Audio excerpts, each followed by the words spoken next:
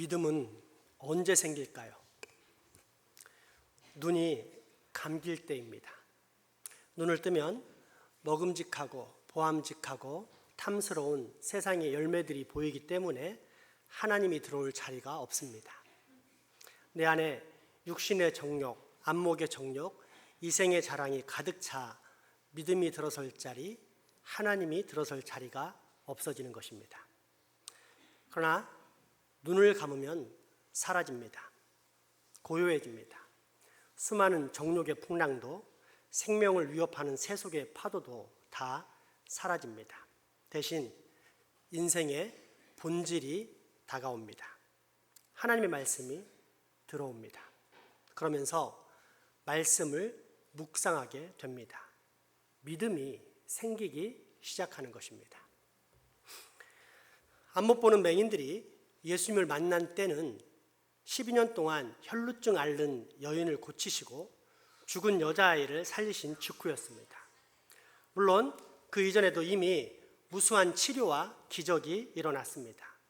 중풍병자를 고치고 군대 귀신을 쫓아내고 바다의 광풍을 잔잔케 하고 베드로 장모의 열병을 고치고 백부장의 하인을 고치며 나병 환자까지 깨끗하게 고치셨습니다. 때문에 맹인들에게는 예수님께서 자신들도 고칠 수 있을 것이다 라는 분명한 믿음이 있었습니다. 오늘 본문 누가복음 9장 27절에서 31절까지의 말씀입니다. 예수께서 거기에서 떠나 사실새 두 맹인이 따라오며 소리질러 이르되 다윗의 자손이여 우리를 불쌍히 여기소서 하더니 예수께서 집에 들어가심에 맹인들이 그에게 나아오거늘 예수께서 이르시되 내가 능히 이 일할 줄을 믿느냐 대답하되 주여 그러하오니이다 하니 이에 예수께서 그들의 눈을 만지시며 이르시되 너희 믿음대로 되라 하시니 그 눈들이 밝아진지라. 예수께서 엄히 경고하시되 삼가 아무에게도 알리지 말라 하셨으나 그들이 나가서 예수의 소문을 그 온 땅에 퍼뜨리니라. 아멘.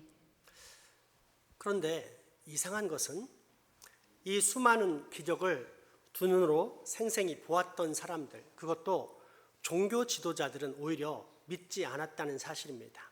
대신 불신 가운데 귀신 왕의 힘을 빌려서 귀신을 쫓아낸다며 예수님을 비방합니다.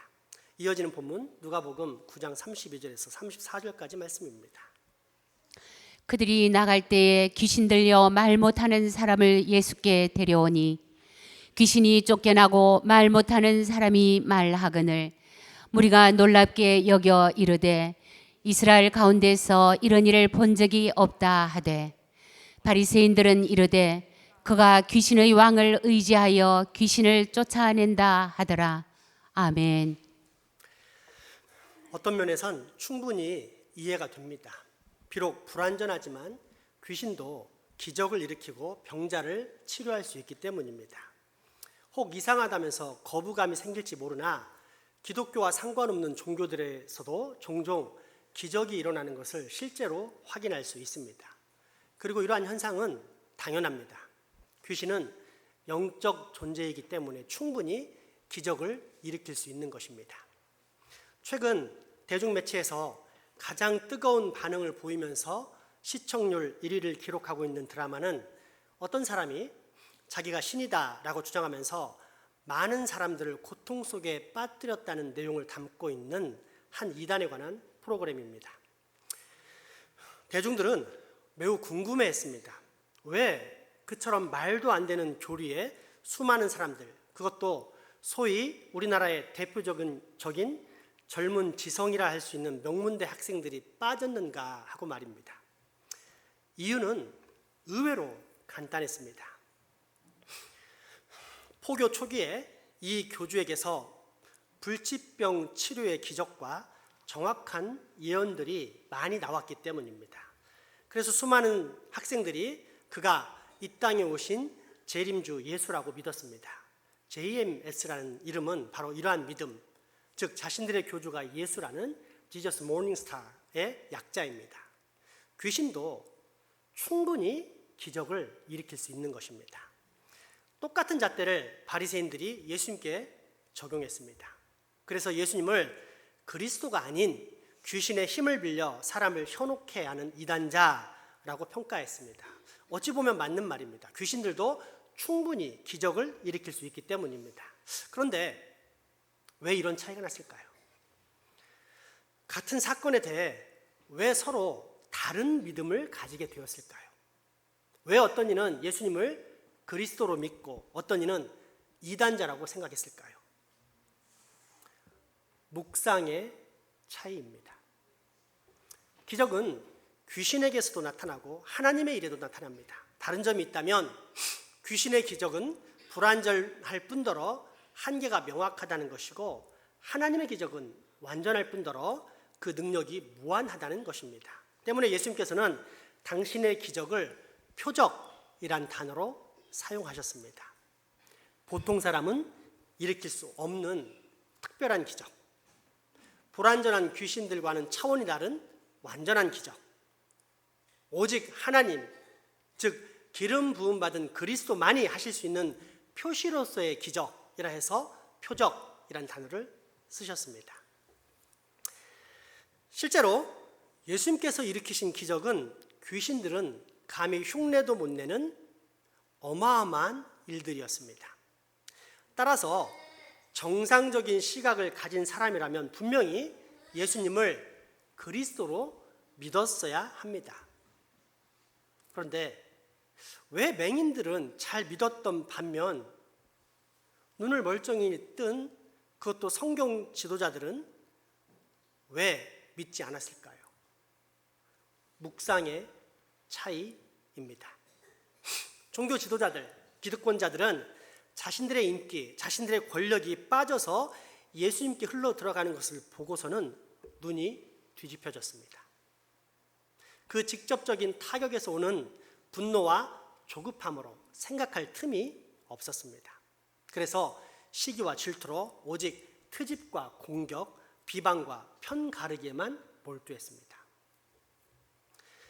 그러나 이러한 권력욕, 욕심에 대한 흐름이 보이지 않을 뿐더러 잘 알지도 못했던 맹인들은 생각에 잠깁니다. 묵상하기 시작합니다. 어떤 묵상에 빠져들었을까요? 하나님의 말씀, 구약의 율법에 관한 묵상입니다. 그런데 맹인들이 예수님의 언행을 생각하면 할수록 구약의 말씀들, 특별히 메시아, 즉 하나님께서 약속하신 그리스도에 관한 말씀들이 생각나는 것입니다. 이사야서 61장 1절에서 3절까지의 말씀입니다. 주 여호와의 영이 내게 내리셨으니 이는 여호와께서 내게 기름을 부으사 가난한 자에게 아름다운 소식을 전하게 하려 하심이라. 나를 보내사 마음이 상한 자를 고치며 포로된 자에게 자유를, 갇힌 자에게 노임을 선포하며 여호와의 은혜의 해와 우리 하나님의 보복의 날을 선포하여 모든 슬픈 자를 위로하되 무릇 시온에서 슬퍼하는 자에게 화관을 주어 그 죄를 대신하며 기쁨의 기름으로 그 슬픔을 대신하며 찬송의 옷으로 그 근심을 대신하시고 그들이 의의 나무 곧 여호와께서 심으신 그 영광을 나타낼 자라 일컬음을 받게 하려 하심이라. 아멘. 맹인들이 단순히 예수님의 기적 때문에 믿음을 가지게 되었을까요? 그렇다면 기적을 직접 본 사람들은 더욱 큰 믿음을 가졌어야 합니다. 그런데 정작 본 사람들 중에는 거부하는 사람들이 나타났고 이를 통해 볼 때 기적은 결코 믿음의 근본 원인이 아님을 알 수 있습니다. 그렇다면 진짜 믿음의 근원은 무엇일까요? 말씀에 대한 겸손, 그리고 그 말씀을 깊이 생각하는 묵상함입니다. 실제로 이 모든 기적들이 있기 전 마태복음 5장에서 7장까지 예수님께서는 대표적인 설교를 할 수 있는 산상수훈을 선포하셨는데 맹인들은 바로 이 말씀을 깊게 묵상했습니다. 그 내용이 어떤 것입니까? 하나님의 나라, 그리고 그 나라 백성들이 받는 대표적인 복인 팔복을 포함해 외식적인 종교 지도자들과는 달리 율법의 모든 내용과 핵심을 정확히 꿰뚫어서 살아계신 하나님을 드러내는 생명의 선포였습니다. 때문에 맹인들은 이 모든 것들은 오직 그리스도만이 할 수 있는 일이라는 확신을 가지게 되었고, 그래서 예수님을 그토록 고대하던 메시아, 즉 그리스도로 믿게 된 것입니다. 묵상의 차이였습니다. 묵상에는 믿음의 능력, 불신자를 신자로, 신자는 더욱더 깊은 사랑의 신자, 즉 하나님을 깊이 알고 믿고 사랑하는 믿음의 사람으로 바꾸는 변화의 능력이 있기 때문입니다.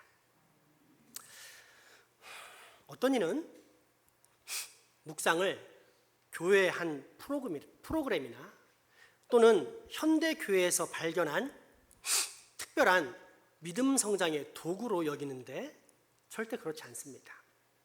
묵상의 유래는 믿음의 조상인 아브라함 시절부터이기 때문입니다. 이에 대한 직접적인 증거는 자식은 부모의 거울이라는 말처럼 아버지 아브라함의 신앙을 쏙 빼닮은 아들 이삭의 모습에서 찾아볼 수 있습니다.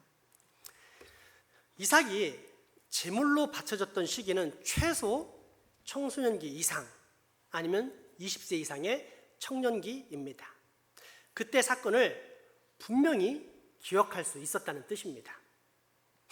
죽음의 칼날이 떨어지는 절체절명의 순간 여호와 이레로 준비된 다른 제물인 숫양이 드려졌고, 그러므로 이삭은 새 생명을 얻게 됩니다.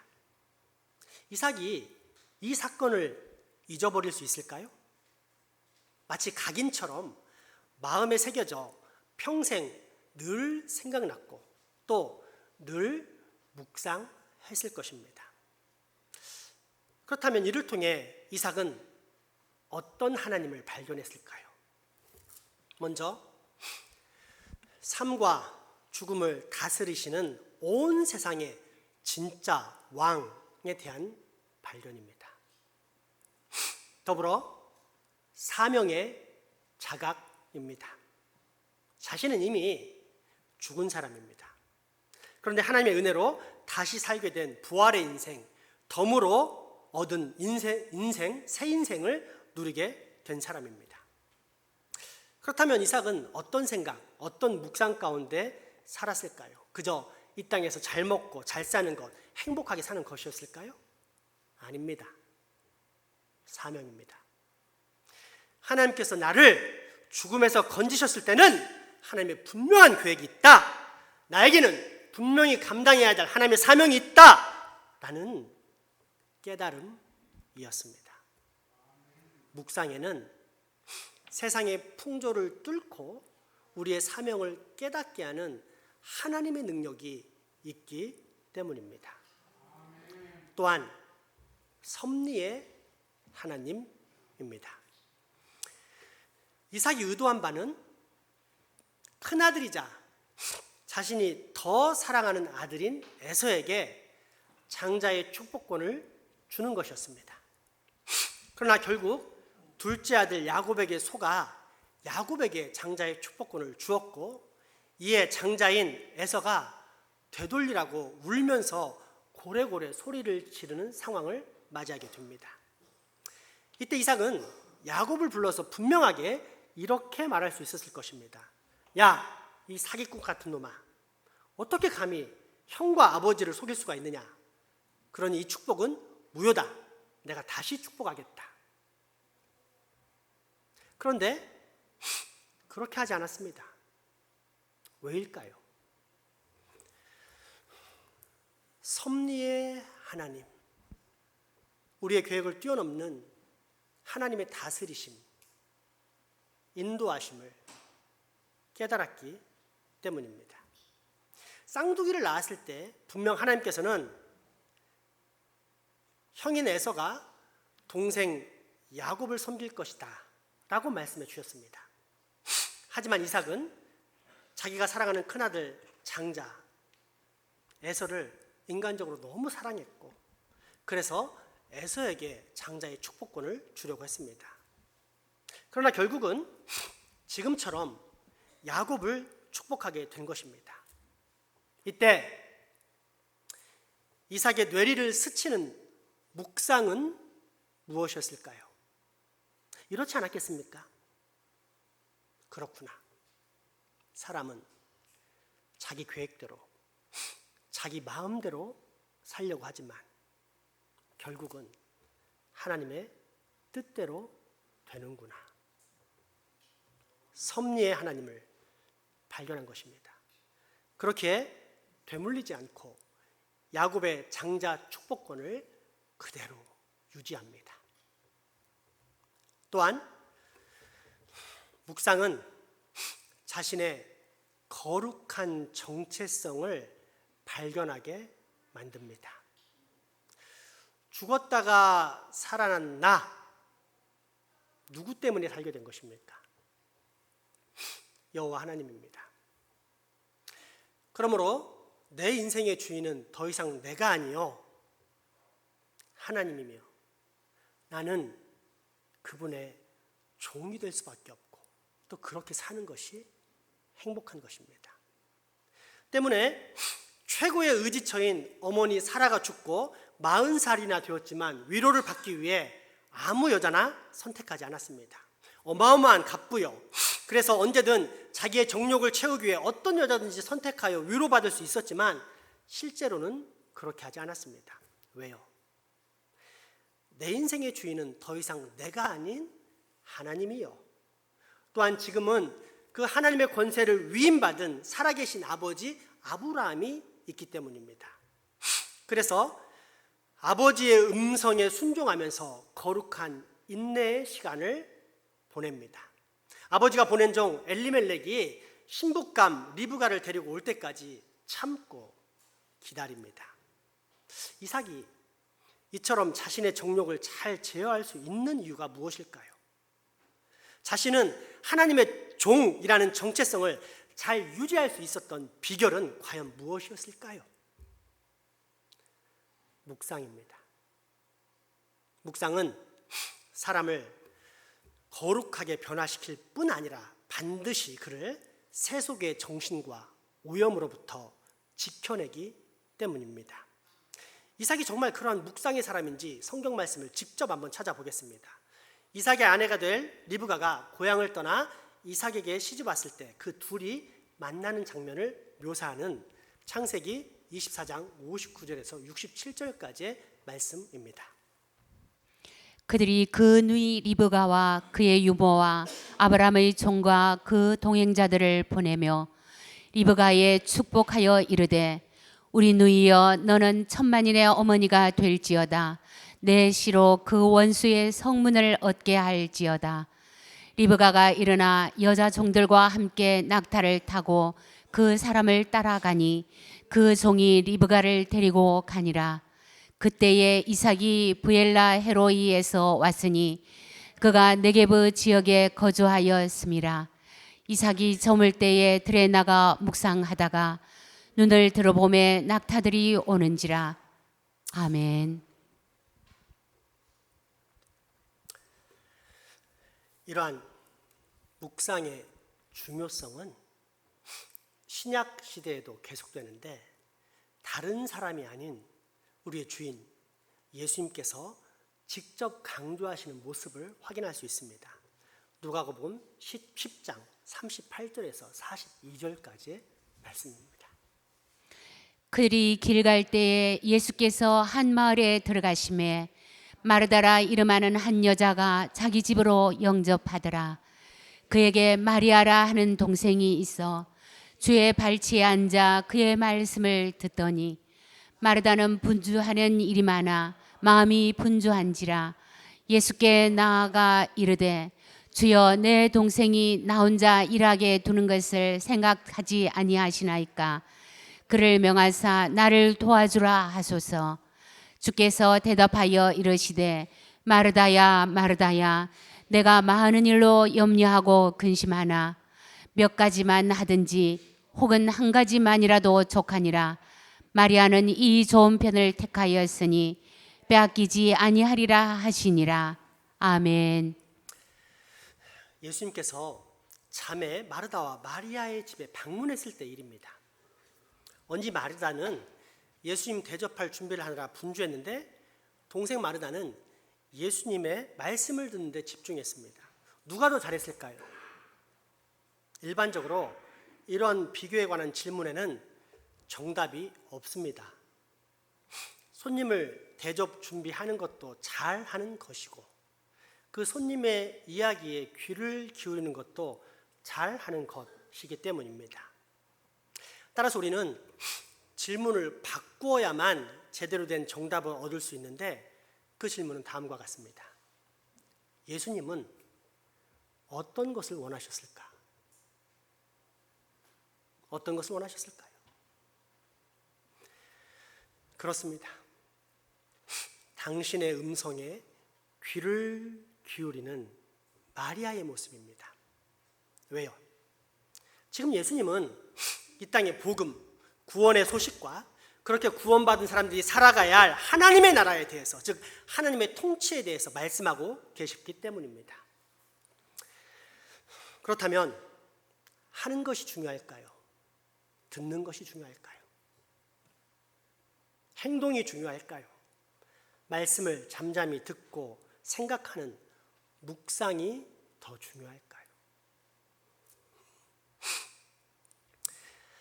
그렇기에 신약의 교회에서는 교회가 하는 일 또는 교회가 해야 할 일 5가지인 예배, 교육, 교제, 봉사, 선교를 말할 때 항상 예배를 맨 앞에 둡니다. 교육이나 교제나 봉사나 선교는 교회마다 그 순서가 바뀔 수도 있지만 예배는 바뀌지 않고 가장 앞에 나옵니다. 왜일까요? 예배는 우리 인생을 포함하여 온 천하 만물의 주인이자 왕이신 하나님께 대한 경배와 찬양, 그리고 죄악된 우리를 용서하시는 하나님의 은혜와 사랑에 대한 감사, 또한 당신의 백성들이 어떻게 살아가야 할지에 대해서 친히 말씀하시는 하나님의 명령 등 하나님의 임재와 사랑의 선포가 가득하기 때문입니다. 따라서 이런 예배에 우리가 우리의 모든 초점을 하나님께 맞추며 그분의 음성에 귀를 기울이고 그분의 통치와 명령에 우리의 모든 생각을 집중하는 묵상에 들어가는 것은 너무나도 당연합니다. 그렇지 않고 예배에 참석했으나 다른 생각이나 헛된 상상의 날에 또는 수면이나 딴청을 피운다면 그는 예배한 것이 아닙니다. 왜냐하면 예배는 경배와 찬양 가운데 임재하사 세미하지만 분명하게 말씀하시는 하나님의 음성에 귀를 기울인, 즉 겸손과 집중의 묵상이 있어야만 하기 때문입니다. 그런데 이러한 겸허한 엎드림 대신 뻣뻣한 자기 의와 교만을 보이며 또한 채 한 치도 안 되는 어리석은 자기 지혜를 붙잡는 모습을 예배 속에서 보인다면 그는 거룩하신 하나님께 예배하는 것이 아닌 결국 기독교 종교 생활이라는 예배 형식에 참여한 것일 뿐입니다. 하나님을 만난다, 하나님을 예배한다 하면서 실제로는 하나님을 기만하고 하나님을 무시한 셈입니다. 경건의 모양은 갖췄으나 경건의 능력을 부인하는 것입니다. 그러니